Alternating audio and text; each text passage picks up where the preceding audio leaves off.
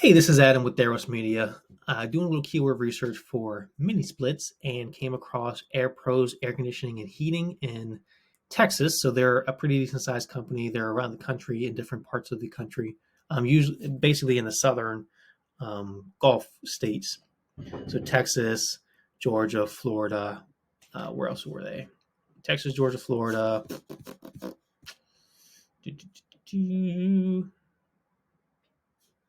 Actually, it doesn't really matter. Texas, Georgia, Florida, Colorado, which is up in the west, and Washington. So that's an odd placement, but you know more than I do. You're running your business pretty successfully. So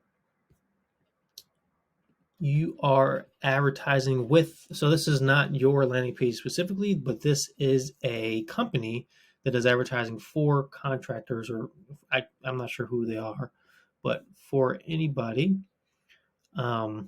And they built you a landing page here. So this landing page is being run to traffic. It looks like across the country, yeah. So it looks like across the country you're running this landing page for this traffic, but you're geolocating where they're coming from. Is that it looks like it's geolocating? Yep, where the traffic's coming from based on the AdWords campaign it comes from. So this one happens to be in Arlington, Texas, where I searched it, and they're looking for the keyword specifically mini splits. Now, I know mini splits is a keyword that doesn't convert very well. It actually converts at a very high cost per acquisition, typically. So I'll show you our keyword database, and I looked at mini splits specifically. So $240, $241 for a conversion. We stopped testing this keyword out because it wasn't converting very well. So we ran it for a little bit, converted at $90. So maybe you'll run it. I mean, this is something we test out, but it's not converting very well. $240 is high for a conversion, so that's not a very good keyword to go after. There are a lot better keywords to go after than that. So you're running a mini split to a ductless heating page, which is kind of the same thing. If you look at the SERPs mini split, people are actually searching for information on mini split. So this is kind of a step next, or step up in the funnel, step down actually, step down in the funnel of where you want to be. But it's a really good landing page. I don't know why you have this stuff built on a landing page, especially for your clients. But I would build this landing page to convert. So let's start with what my recommendations are. UTM tracking. I would push the UTMs or the keywords into ads or into Google Analytics based on the keyword we're going after. So build a UTM, push it through at Google Analytics so you have definite tracking on both ends, both Google Analytics and Google Ads. I know you can push your Google Ads account into Google Analytics, but I don't like doing that, or I do like doing that, but I don't like relying on Google Ads tracking, especially for analytics conversion tracking. So we've seen things go wonky on both ends. I wouldn't rely on even if it's set up properly, I wouldn't rely on the automatic trackers all the time. I would still want to manually push my ad keywords inside Google Analytics. But the landing page is built pretty well. A sticky form, which is good. Some more reasons why you would. I wouldn't push this out to a new page. I would just go back to the form up here on the landing page. I wouldn't have any outbound links. None of this stuff on the landing page. Why hire us? So I would have that on there. So this is a pretty good landing page, all things considered. I just wouldn't have the outbound links on the landing pages. You want to keep everything on the landing page. Either they submit a form. I like to call it buy or die. So either you submit a form or you give us a call, or you leave the landing page. So that's what I would do. I can tell that this is done by a company, not the contractor, because if you go to the actual main website, it's kind of a generic website they built to advertise for all their clients. And the Facebook pixel you have on here is not the Facebook pixel on their actual website. So even if you are using another, so let's say you're using another a Facebook page to run their advertising. It looks like that's what they're doing because they have different ads for their account versus the ads it looks like you're running. I would include their pixel on our landing page site because, I mean, people have different business philosophies. I want to help them build their business. That's what I'm in business for, to help them build theirs. I don't want to just section off one thing versus the other. This looks like is your pixel ID. This looks like is their pixel ID. I would just include their pixel ID on my landing page that I had to build for them for whatever reason it was. They didn't give you access to the website or whatever. Include their pixel ID because it just helps them in the long term, and you're in business to help them. Just my philosophy. So you are running Facebook ads on your page, which is a good thing.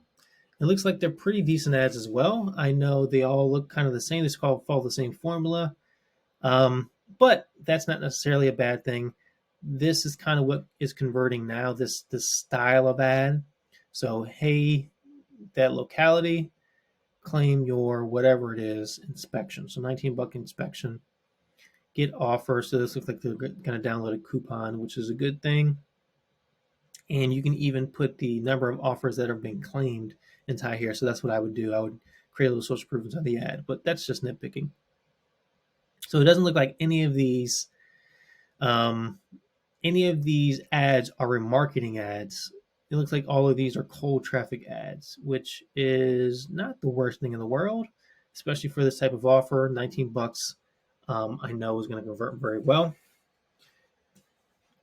And these type of ads convert very well too, as low as $89. You can get this down lower. Actually, you can get that down to $20 or so. Look into a company called Mycroft.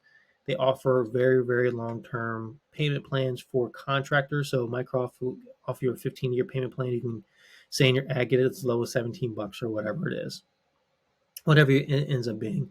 But you can definitely get that down a little lower.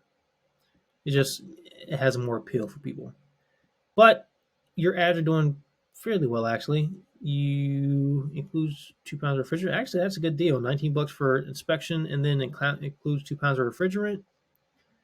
Normally $119. I'm not sure where you get your refrigerant from, but refrigerant went up. It's you can sell it for $119 per 2 pounds.